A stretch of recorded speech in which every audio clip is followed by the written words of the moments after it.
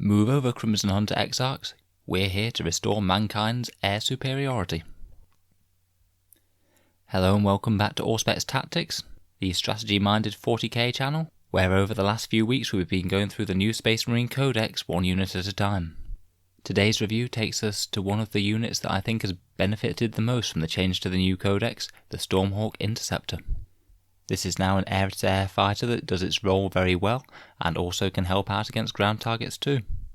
In this video we're going to have a look at the unit's rules, see any ways that we might be able to buff it up to its maximum, and I'll talk about ways that we can use it on the tabletop.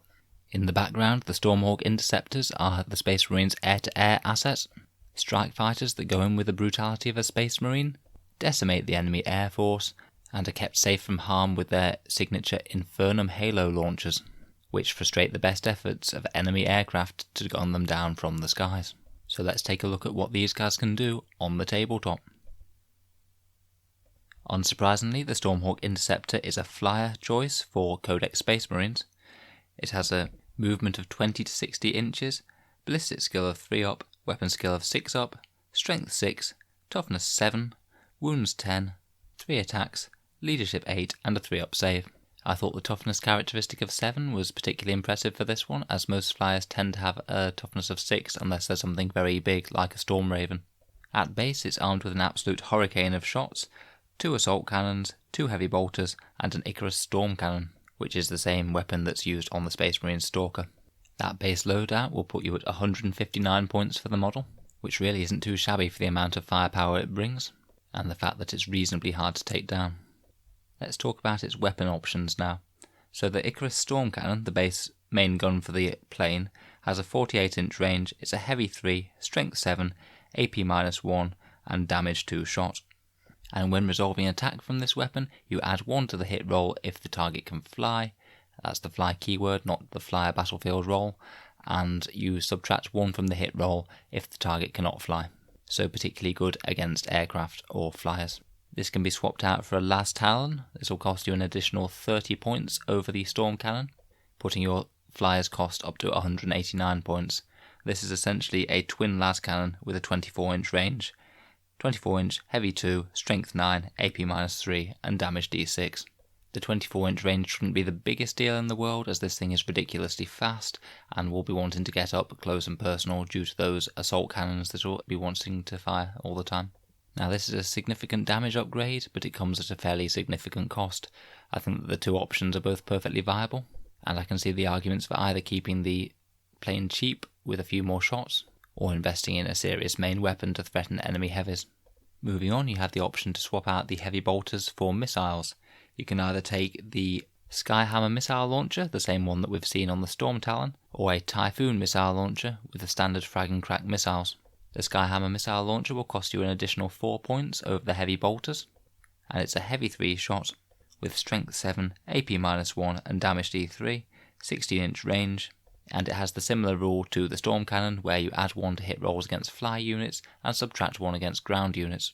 Again, I feel this is fairly well balanced with the heavy bolters, and it's a choice of whether you want a few more slightly more damaging shots to engage enemy light vehicles and flyers, or do you want to keep it a bit more multi-purpose with those heavy bolters, which can happily either shoot infantry or plink away at tanks.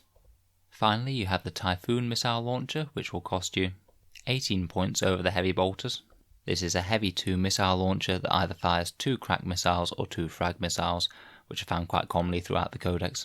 With the new bonuses to AP in the Devastator Doctrine, missile launchers are better than ever, so these could be seriously worth a shot.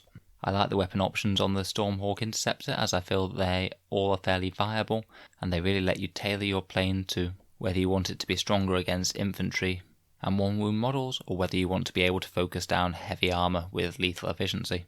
The maximum cost for the plane is 207 points if you take both the Typhoon missile launcher and the Las Talon. Let's move on to its special rules then. Firstly, it has Angels of Death, allowing it access to combat doctrines. Obviously this plane loves the Devastator Doctrine, as it gets an extra -1 to all of those guns. In particular, it really loves the Iron Hands Devastator Doctrine, because those reroll 1s and ignores the penalties of movement really buffs its damage output, and this thing will always be moving because of its next rule, which is supersonic.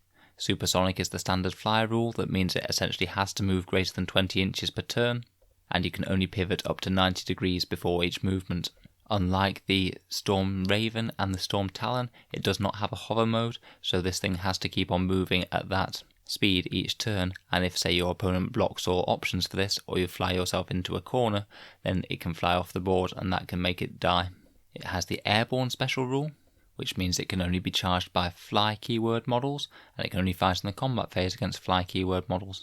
It's also got the standard flyer hard to hit special rule, which means that when you target it with a ranged weapon, you subtract 1 from the hit roll, and this really helps to keep it safe compared with other 10 wound toughness 7 tanks. It has the standard explodes rule, which on a 6 when it dies, it will deal D3 mortal wounds to every enemy unit within 6 inches of the flyer's base. And now we get on to its 2 more unique special rules. The first one is Interceptor, which essentially gives it +1 to hit enemy units that can fly with all weapons. Now this is what makes the plane so specialised at taking out fly keyword units. As it's a flyer, under normal circumstances, it will always suffer the -1 penalty to hit with its heavy weapons because it has moved. This helps cancel out that, provided the enemy model can fly. Now we're seeing more and more enemy units that have the fly keyword. It's not just the Xenos hover tanks anymore, it's also Space Marine hover tanks, and other Imperial flyers too. So this plane is significantly better against the field these days than it might have been in the past.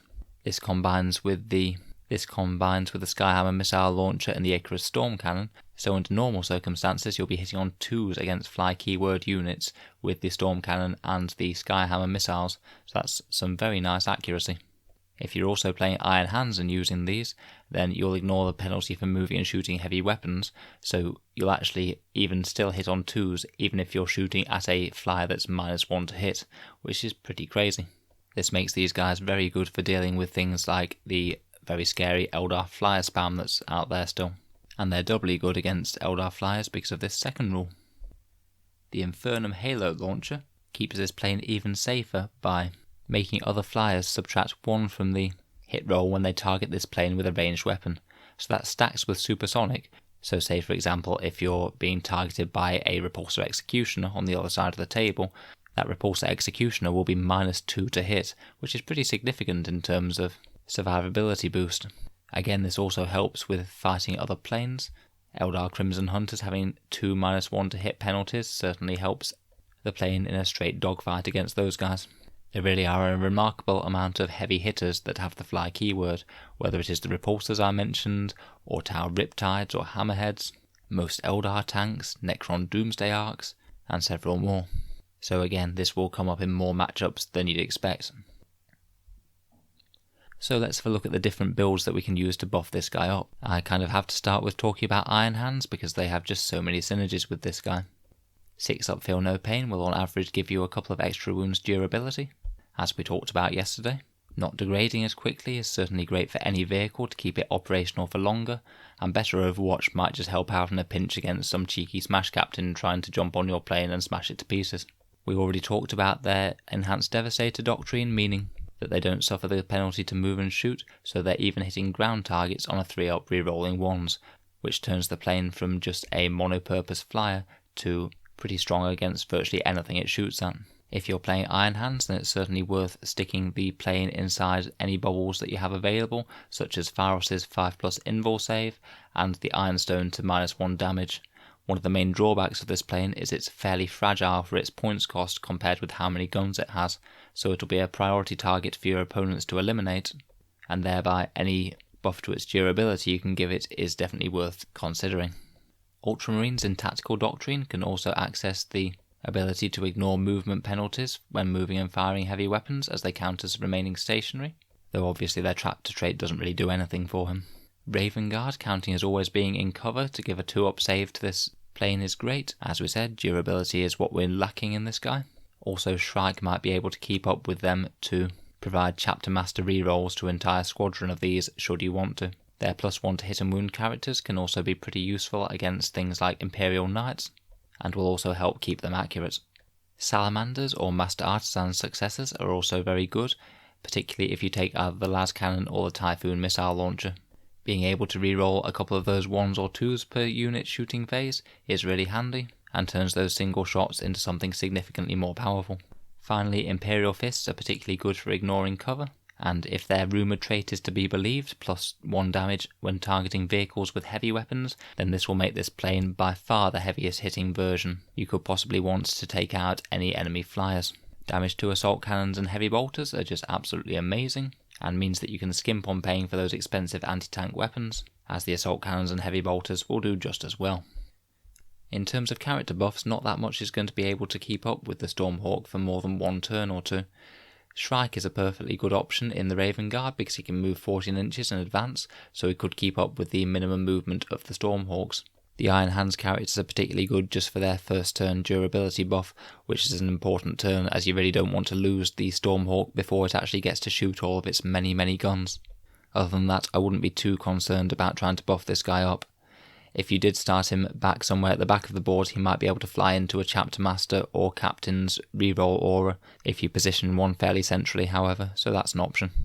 In terms of stratagems, the main one I'd consider using on this plane routinely is Big Guns Never Tire. If he's only going to be hitting on 4s, then by upgrading from 4s to 3s is a 33% increase in damage output, and on a plane with so many guns, that could well be worth it for just a 1 command point cost. I'm not sure I'd plan on using it every turn, but if you needed a little bit more damage out of your Stormhawk earlier in the game, then I'd certainly consider that. Other than that, you can potentially think about using Armour of Contempt if he's about to be smited out of the sky with mortal wounds, to make it a little bit more tricky for your enemy to kill him that way. So how would I use one of these myself? In terms of equipping him, I'm actually quite open to the different options. I would say that the ones that convince me the least are the Skyhammer missile launcher and the Icarus storm cannon. The reason for this is that you already have a buff against flyers with the Interceptor special rule, so I don't really see the point in further specialising against flyers as it's already good against them. I would take either the Typhoon missile launcher or the heavy bolters for the wing slots, and for the main gun I would typically take the Las Talon. If I wanted to save some points and keep the plane a little bit cheaper, then I'd consider dropping it to the Storm Cannon. One other thing I'd mention is that I wouldn't really take the Las Talon and the Typhoon missile launcher, as I think that would be investing too many points in the plane. 210 points is a lot of points to put on a toughness 7, 10 wound body, even if it does have some defensive bonuses. Condensing all that into one sentence, my preferred loadout is either the Storm Cannon and Typhoon missile launcher, or the heavy bolters and Las Talon. And out of the two, I think I would take the heavy bolter and Las Talon variant. Apologies, that was a bit waffly, but I think that most of the guns on this plane are still worth considering. You won't go too far wrong no matter what you do. On the battlefield, I'd consider quite carefully whether you have first or second turn. If you have first turn, I'd position your planes in a way that can swoop into multiple areas of the board to react to wherever your opponent deploys and take out some of their flying units. I'd also consider about setting up my characters in the middle of the board so your planes could swoop in and receive the character buffs for a turn while they fire off their many guns. If going second, you'd really want to put these as far back as you possibly can, ideally out of line of sight of the opponent, which often isn't possible due to terrain and how high in the sky these will be due to their flying bases. Your main consideration has to be, I need these to try and survive to at least have one turn of shooting at something, and my opponent can't just plink them down from the skies turn 1 for free. From there, I'd like to swoop around the battlefield, ideally taking aim at fly keyword units. If not, then just chipping away with their many guns at whatever threat rears its ugly head. You need to strongly consider where the plane is going to be the next turn when you move it this turn, because if you have nowhere to move it, then it might well just fly off the table and be destroyed. So plan your fly path and hopefully keep it alive for the rest of the game. With flyers with such long movement, you can potentially get right into the enemy deployment zone, possibly put the flyer down right next to a character and use those assault cannons or heavier weaponry to snipe an enemy character that otherwise would be untargetable to your army. That could be a particularly powerful use, particularly say if it was something like a jump pack captain or an Eldar Farseer on a jet bike that's crucial to your opponent's plans. So be on the lookout if a gap opens up that's wide enough for the model's base. In terms of countering the Stormhawk, generally shooting at it with some decent firepower that doesn't have the fly keyword should take it out reasonably quickly, as it's not the tankiest flyer for its points cost. Be on the lookout for if your opponent leaves himself the limited places that he can put the Stormhawk at the end of his next turn. If you can block those places with a couple of squads of infantry, then you could force the Stormhawk to leave the combat airspace and be essentially destroyed for the rest of the battle. Overall, I think that the Stormhawk Interceptor is now a highly competitive unit, particularly so in the hands of the Iron Hands, and probably so in the hands of the Imperial Fists, presuming their rumoured Doctrine buff is correct. I would certainly consider running these in my competitive Space Marine army. Thanks very much for listening. I'll be covering the other Space Marine flyers in the near future, so feel free to subscribe if you'd like to hear about the Storm Talon and Storm Raven in a similar fashion. And of course, if there's any rules that I've misunderstood or tactics that I've left out, please post them down below. Thanks very much for listening to Auspex Tactics, and I'll see you guys in the next video.